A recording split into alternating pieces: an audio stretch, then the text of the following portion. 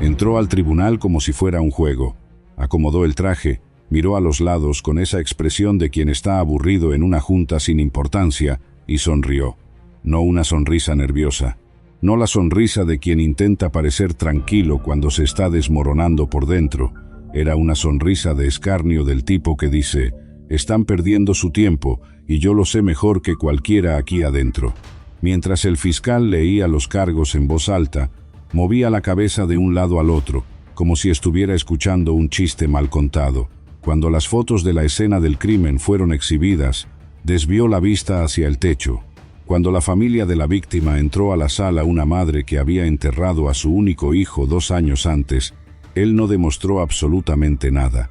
Su nombre era Aaron Hernández, 25 años. Tight end titular de los New England Patriots, uno de los equipos más ganadores de la historia de la NFL. Contrato de $40 millones. Fama, admiración, el mundo entero mirando, y aún así, sentado en el banquillo de los acusados, actuaba como si todo aquello fuera un inconveniente temporal, un obstáculo que alguien con su talento, su dinero y sus abogados superaría sin dificultad. Lo que Aaron Hernández no sabía, mientras repartía esas sonrisas por la sala, era que las paredes ya habían cerrado completamente a su alrededor, que cada cámara de seguridad, cada registro de celular, cada gramo de ADN encontrado en la escena del crimen, había construido una estructura que ningún abogado suficientemente caro podría derribar, y que cuando se leyera el veredicto, el hombre que había pasado meses demostrando que nada en ese lugar podía tocarlo, haría algo que nadie en el tribunal estaba esperando. Pero antes de llegar ahí necesito contarte quién era la persona que él dejó atrás, porque esta historia no empieza con Aaron, empieza con Odín.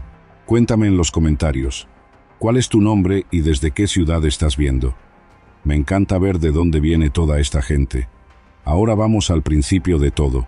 Odin Lloyd tenía 27 años. Era del tipo de persona que reconoces antes de conocer el que llega a un entrenamiento y de alguna manera todos sienten que llegó, no por el ruido, sino por la energía. Creció en las calles de Mattapan, uno de los barrios más duros de Boston, en un ambiente donde las distracciones equivocadas podían destruir cualquier futuro. Y aún así, Odin encontró su camino no por el camino fácil, sino por el único que conocía, el trabajo. Jugaba fútbol americano semiprofesional con los Boston Bandits. No era la NFL, él lo sabía, sus amigos lo sabían, y eso nunca había disminuido su amor por el deporte. Trabajaba como jardinero durante el día, se levantaba temprano, no se quejaba. En una peluquería dominicana del barrio donde era cliente, una vez le ofreció al barbero barrer el salón a cambio de clases de español. No tenía dinero para pagar. Entonces pagó con lo que tenía, tiempo y disposición. Los amigos que lo conocían desde la adolescencia usaban siempre las mismas palabras para describirlo: leal, presente. El tipo de persona que aparece cuando las cosas se ponen difíciles, no solo en las buenas. Era el cuate indicado para tener cerca, dijo un ex compañero de equipo, y esos no aparecen seguido. La novia de Odín era Shainea Jenkins, y la hermana de Shainea, Shayana, salía con Aaron Hernández. Así fue como los dos mundos se cruzaron, dos jugadores de fútbol americano, uno en la cúspide del deporte, el otro en los márgenes, unidos por dos hermanas y por una amistad que parecía genuina. Salían juntos. Compartían historias de campo. A Aaron le gustaba la manera en que Odín enrollaba los cigarros. Odín admiraba, sin ostentación, el nivel que Aaron había alcanzado. El técnico que había reclutado a Odín para los Bandits lo describió con una frase que quedó grabada en quien la escuchó. Odín solo quería ser un ser humano sólido. No importaba que fuera en el campo, fuera del campo, todo era trabajo duro. No había en él la amargura de quien se quedó en el camino. Había, según todos quienes lo conocían, una paz genuina con la vida que había construido, una vida pequeña a los ojos del mundo, pero enteramente suya. La mamá de Odín, Ursula Ward, era el centro de todo. Él hablaba de ella con frecuencia, con el tipo de cariño que no necesita exhibirse para ser real. En casa, en una familia de mujeres, él era el pilar. Haría cualquier cosa por ellas, dijo un amigo. Era del tipo que siempre aparecía, siempre. Nadie que los conocía veía ningún motivo para lo que estaba por venir. Para entender a Aaron Hernández, hay que entender de dónde venía, porque el contraste entre lo que había construido y lo que destruyó es lo que hace esta historia tan perturbadora.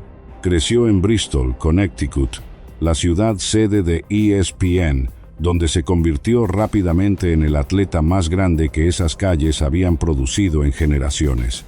Velocidad, fuerza, manos precisas, el paquete completo para un tight end. Ganó beca completa en la Universidad de Florida, donde siguió dominando, y entonces llegó el draft de la NFL. Los New England Patriots lo eligieron en 2010. Bill Belichick, el entrenador más ganador de la generación, había visto en ese joven de Bristol un potencial que pocos tenían, y Aaron cumplió.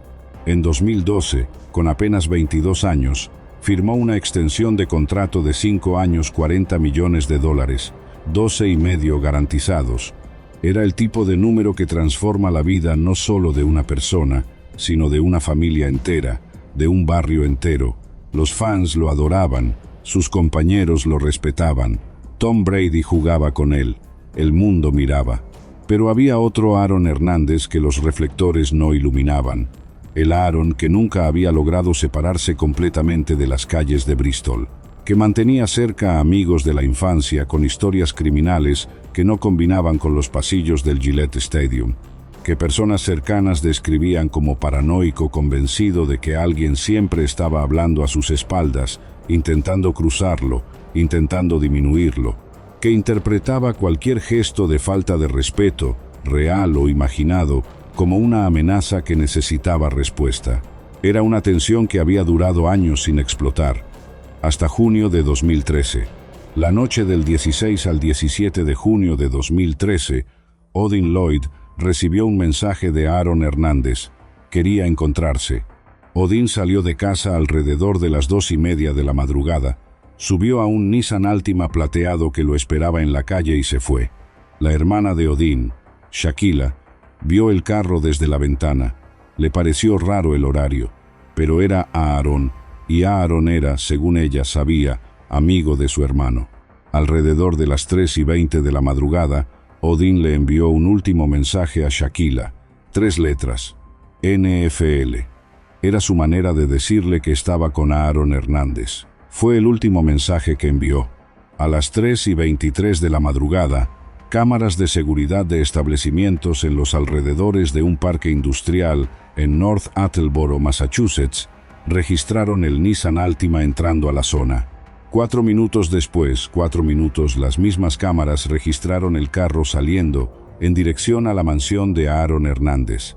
Odin ya no estaba adentro. A primera hora de esa mañana de martes, un corredor que pasaba por la zona industrial encontró un cuerpo en el suelo. Era Odin Lloyd. Había recibido múltiples disparos en el torso. En el suelo a su alrededor, los investigadores encontraron 5 casquillos, a unos metros, una gorra de los Red Sox, y grabada en la tierra, con suficiente claridad para análisis, una huella de tenis. Odin Lloyd tenía 27 años, y había sido asesinado en un terreno abierto, de madrugada, a menos de 2 kilómetros de la mansión de su amigo. La investigación se movió rápido no porque los investigadores tuvieran suerte, sino porque las evidencias, desde el primer momento, apuntaban en una dirección con una consistencia difícil de ignorar. En el bolsillo de Odin, los investigadores encontraron 2 llaves, llaves de un Chevrolet Suburban rentado. El carro no estaba en la escena. La agencia contactó a la arrendadora. El empleado buscó en el sistema y, según relatos posteriores, dijo solamente, «Oh no». El carro había sido rentado por Aaron Hernández, de los New England Patriots. 2 investigadores fueron a la mansión de Aaron en North Attleboro, una propiedad con cámaras de seguridad cubriendo prácticamente todos los ángulos externos. Tocaron el timbre, golpearon la puerta. Sin respuesta, miraron por la ventana de atrás. El televisor estaba encendido, objetos estaban tirados en el suelo, la casa parecía revuelta. Estaban considerando la posibilidad de que algo le hubiera pasado a Aaron también cuando la puerta principal se abrió. Aaron había estado ahí todo el tiempo. Había visto llegar a los investigadores por su propio sistema de cámaras y se había quedado observando desde arriba. Cuando salió, estaba tranquilo, educado, cordial. Contó que le había prestado el carro a su amigo Odín. Dijo que había visto a Odín por última vez el domingo. Cuando las preguntas empezaron a volverse más específicas, algo cambió en su rostro. Y entonces dijo: «Voy a llamar a mi abogado». Entró de regreso a la casa y cerró la puerta. El detective que estaba presente dijo después, en declaración, que ese había sido el momento en que su percepción cambió completamente. «En mi experiencia, mencionas al abogado cuando estás en problemas». Lo que vino en los días siguientes fue la construcción de un caso que comenzó circunstancial y fue volviéndose, pieza por pieza, aplastante. Las cámaras de seguridad de la propia casa de Aaron lo mostraban a él, a Carlos Ortiz y a Ernest Wallace, dos amigos de Bristol con antecedentes penales, saliendo de madrugada en el Nissan Altima. Mostraban al grupo salir, y mostraban al grupo regresar sin Odín. Más aún, en una de las imágenes del sistema interno de seguridad, Aaron aparecía sosteniendo un objeto. La defensa diría que era una tablet. Los fiscales y varios analistas independientes dijeron que era un arma consistente con una pistola Glock, el modelo compatible con los casquillos encontrados en la escena. La arrendadora donde Aaron había devuelto el Nissan Altima aportó otra pieza. Al limpiar el carro, una empleada había encontrado dos artículos debajo del asiento del conductor, un casquillo y un chicle. Lo había tirado todo a la basura. Los investigadores se metieron a esa basura antes de que fuera recolectada. El casquillo encontrado era idéntico a los 5 de la escena del crimen. Y el chicle Cotton Candy Bubble Gum había sido comprado por Aaron en una gasolinera horas antes del crimen, registrado en cámara. Cámaras de esa misma gasolinera mostraron a Aaron comprando el chicle y un puro de tabaco, el mismo tipo de puro encontrado cerca del cuerpo de Odín Lloyd. Las impresiones de la huella en la tierra del parque industrial fueron analizadas por un especialista. El modelo identificado, Nike Air Jordan Retro 11 Low, con características consistentes con talla 46 mexicana, talla 13 americana, la talla de Aaron Hernández, Carlos Ortiz y Ernest Wallace, calzaban menos de 43. Esa huella colocaba a Aaron fuera del carro. En la escena, en el momento en que Odín fue asesinado, Aaron Hernández fue arrestado 9 días después del crimen, a la entrada de su propia mansión, frente a una avalancha de cámaras de televisión que se había instalado en la calle desde los primeros días de la investigación. Salió por la puerta vestido y aparentemente tranquilo. Según uno de los policías presentes, parecía que sabía que llegaba el momento y había decidido que lo iba a enfrentar con la postura de siempre. Cabeza en alto, mentón firme, como si la cámara fuera una cámara más de partido y él supiera que el mundo estaba mirando. Ese mismo día, los New England Patriots rescindieron el contrato, $40 millones, evaporados, una carrera que había tomado toda una vida construir, terminada en un comunicado de un párrafo. En la cárcel del condado de Bristol, donde Aaron fue mantenido mientras esperaba el juicio, el director dijo algo que llamó la atención. Al llegar, Aaron había parecido completamente a sus anchas. Mientras la mayoría de las personas demostraba nerviosismo, miedo, desorientación ante las rejas que cerraban detrás de ellas, Aaron parecía cómodo, como si la armadura que cargaba afuera funcionara igual de bien ahí adentro.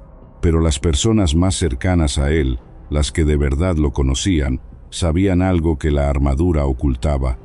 Aaron había dicho, en distintos momentos de su vida, que no podría soportar la prisión, que la idea de pasar décadas sin libertad era para él insoportable de una manera que ni siquiera podía verbalizar completamente. La sonrisa en el tribunal no era confianza. Era el único mecanismo que conocía para esconder un miedo que había crecido hasta ocuparlo todo. El juicio comenzó en enero de 2015 y Aaron Hernández volvió a actuar. Llegaba a las sesiones impecablemente vestido, con la postura de quien está acostumbrado a tener cámaras apuntándole.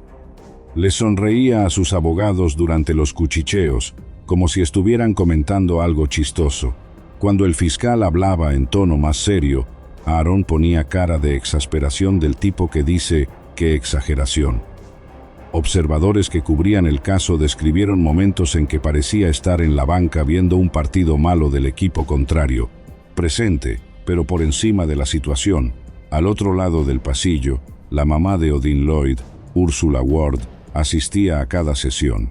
Tenía 60 y tantos años, y el rostro marcado por casi 2 años de un luto que no cierra del tipo que solo una madre que pierde a su único hijo puede cargar.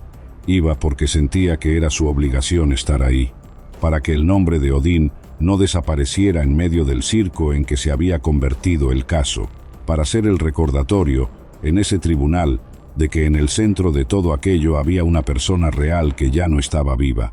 Aaron nunca la miró. La fiscalía construyó el caso con precisión. 132 testigos a lo largo de semanas.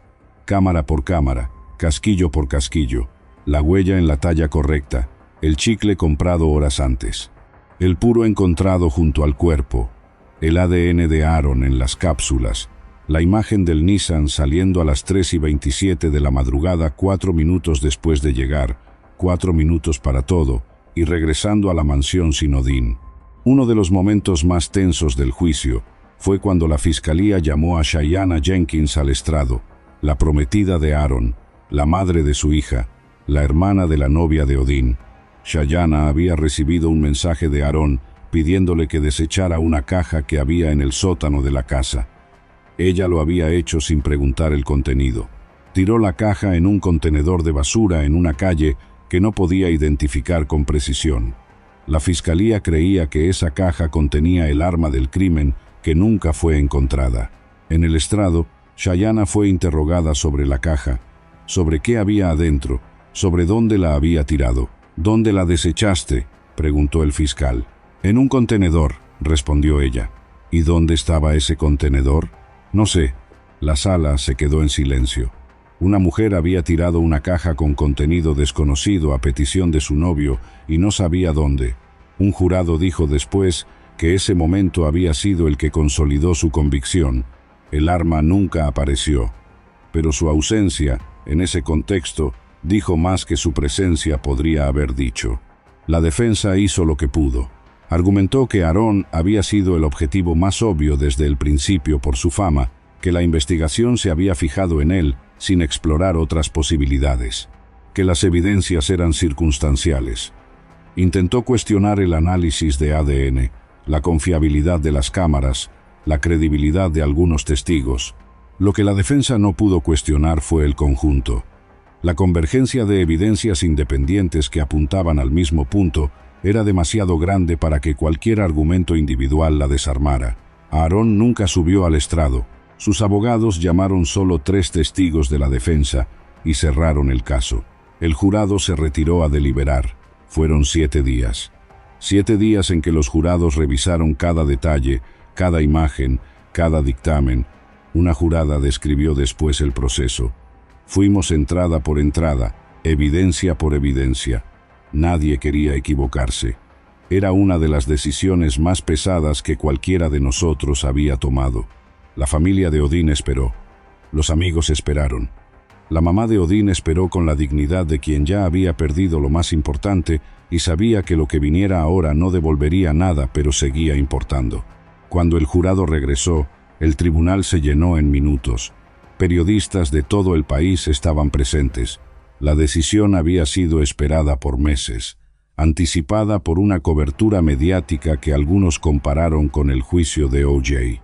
Simpson, el mismo tipo de fusión entre deporte, crimen y celebridad que paraliza a una nación. Aaron Hernández entró a la sala por última vez con el mismo paso de siempre. Se sentó, acomodó el traje y miró a la jueza con esa expresión que se había convertido en su marca registrada durante semanas de juicio. Presente, pero por encima de todo aquello. La jueza recibió el sobre del jurado, lo abrió, leyó. Aaron Hernández, homicidio en primer grado, culpable. Lo que pasó a continuación fue descrito por personas distintas con las mismas palabras, inesperado. No por la condena en sí, las evidencias eran demasiado pesadas para sorpresa, sino por la reacción de Aaron. La armadura desapareció. no de forma gradual. En segundos, los hombros cayeron primero. Esa postura de atleta, de quien fue entrenado toda la vida para ocupar el espacio que habita, simplemente se evaporó. La mandíbula bajó. Y entonces el hombre que había sonreído durante semanas frente a fotos de la escena del crimen, que había bostezado durante declaraciones, que había puesto cara de aburrimiento mientras los últimos minutos de vida de Odin Lloyd eran reconstruidos en detalle, ese hombre empezó a llorar. No el llanto contenido que a veces aparece en los tribunales, calculado para generar simpatía, era otro tipo. El llanto de quien había apostado todo a una sola cosa y perdió. El llanto de quien por un instante ya no puede sostener ninguna versión de sí mismo. La sonrisa que había durado meses duró exactamente hasta el momento en que dejó de ser útil. Al otro lado del pasillo, Ursula Ward, la mamá de Odin, se quedó sentada por algunos instantes después de la lectura. Luego levantó los ojos, respiró profundo y le dijo a su hija al lado: «Ahora él sabe». En abril de 2015, Aaron Hernández fue sentenciado a cadena perpetua sin posibilidad de libertad condicional. La sentencia fue leída por el juez con la formalidad de siempre, palabras que habían sido dichas incontables veces antes en ese mismo salón, pero que esta vez cargaban un peso particular porque iban dirigidas a un hombre de 25 años que había cambiado todo por un impulso que nadie hasta hoy puede explicar completamente. No se estableció ningún motivo claro para la muerte de Odin. El fiscal responsable del caso lo admitió públicamente. La teoría más aceptada era que Aaron había interpretado algún comportamiento de Odin en un antro días antes como una falta de respeto, una ofensa percibida, quizás imaginada, que en su lógica había exigido respuesta. Pero incluso esa teoría es frágil. Odin era leal. Odin admiraba a Aaron. No había nada concreto que pudiera funcionar como explicación racional para lo que pasó en ese parque industrial a las 3 de la madrugada.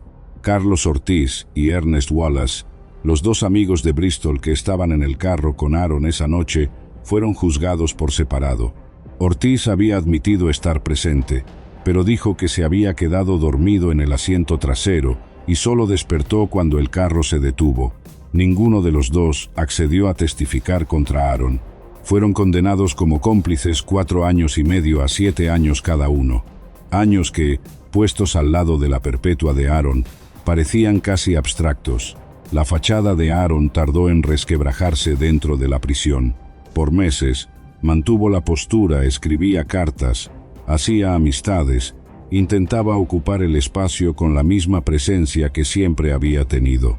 Pero las personas que lo visitaban describían a un hombre que estaba, poco a poco, siendo consumido por el peso de lo que había hecho y por el peso de lo que había perdido. Tenía una hija pequeña, Avielle, con Shayana, creciendo sin su papá. Eso, según relatos, era lo que más lo afectaba cuando la armadura bajaba el tiempo suficiente. En 2017, algo ocurrió que nadie había previsto. Aaron fue juzgado por un segundo crimen. Meses antes del asesinato de Odin Lloyd, en julio de 2012, 2 hombres, Daniel de Abreu y Zafiro Furtado, habían sido asesinados a balazos en un carro en Boston, al salir de un antro. El crimen había quedado sin resolver por años. Pero después del arresto de Aaron por el caso Odin Lloyd, los investigadores regresaron al caso y conectaron los puntos. Testigos relataron haber visto a Aaron en ese antro esa noche, y Alexander Bradley, amigo de Aaron, que había sobrevivido a un disparo del propio Aaron en 2013, declaró que Aaron había disparado a los 2 hombres porque uno de ellos lo había chocado e hizo que se le cayera su trago. Ese fue el motivo. Un trago derramado. 2 vidas. El jurado del segundo juicio, sin embargo, no encontró pruebas suficientes para una condena. Aaron fue absuelto en abril de 2017. Su abogado, José Báez, anunció que también apelaría la condena por el caso Odin Lloyd. 5 días después de la absolución, el 19 de abril de 2017, Aaron Hernández fue encontrado sin vida en su celda en el penal de Shirley, Massachusetts. Se había quitado la vida. Tenía 27 años, exactamente la misma edad de Odin Lloyd cuando murió. Junto a una Biblia, los agentes encontraron 3 cartas manuscritas. El contenido nunca fue divulgado completamente. La familia de Aaron pidió que toda la evidencia relacionada con la muerte fuera preservada.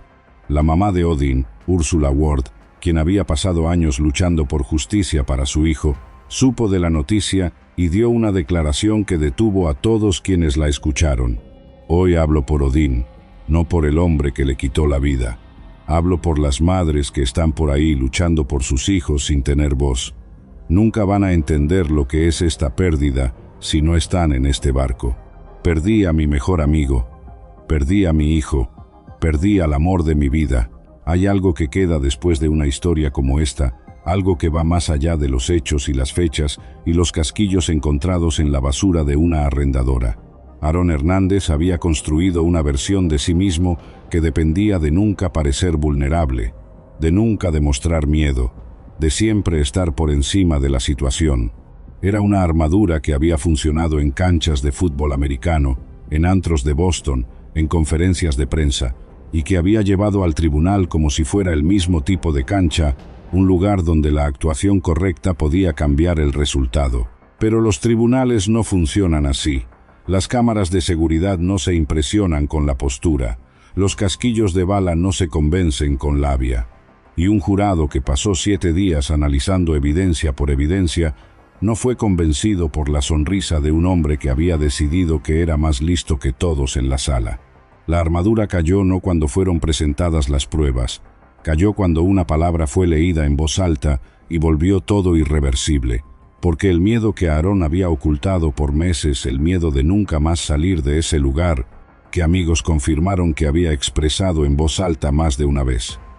Finalmente, encontró el momento en que ya no había ninguna sonrisa capaz de cubrirlo. Odin Lloyd merecía más que esto. Merecía haber vivido.